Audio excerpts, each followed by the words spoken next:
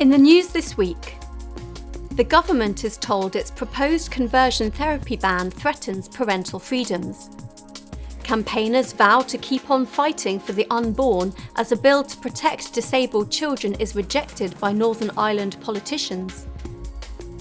And a local council dismisses claims that public Bible texts breach equality rules. Hello. Liz Truss has said parents will still be able to help their children understand they are not transgender amid fears of a clampdown under the government's proposed conversion therapy ban.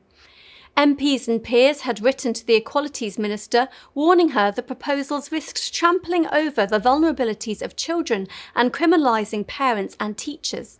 In her response, Truss promised the government will protect freedom of speech. Parents, clinicians and teachers will of course continue to be able to have conversations with young people or others about their sexual orientation or whether they are transgender or not. Around the same time, the government hastily amended an easy-read version of its consultation document. The original stated, talking therapy is used a lot by counsellors, mental health professionals, religious leaders and teachers. The wording put church leaders and youth workers at risk of being accused of conversion therapy for sharing the Bible's teaching on sexual ethics with a young person. The words religious leaders and teachers have now been removed.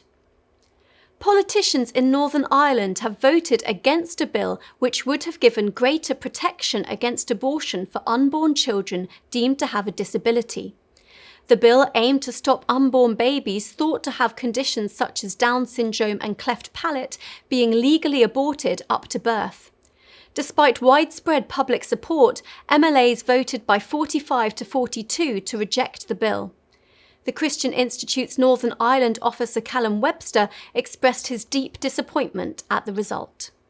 This sends out a very sad signal to children with those conditions such as Down syndrome, such as club foot or cleft palate, that their lives are not worth living, that they should be permitted to be aborted right up to birth. Deeply tragic that 45 MLAs have seen fit to send out that signal. Dawn McAvoy of Both Lives Matter said pro-lifers need to keep working to protect the unborn. The results of Tuesday have saddened and shocked us, but we believe that every life matters, regardless of ability or health. We are equally human, so legislation to protect those tiny lives must be restored and demand for abortion must be addressed. We have to answer why those lives are being terminated, and we all have a part to play in that at a legislative level, in society, in families and churches and communities. A woman's attempt to force the government to issue her with a passport that does not record her sex has ended in failure at the Supreme Court. Christy Alan Kane had claimed the process for UK passports was inherently discriminatory and breached human rights law.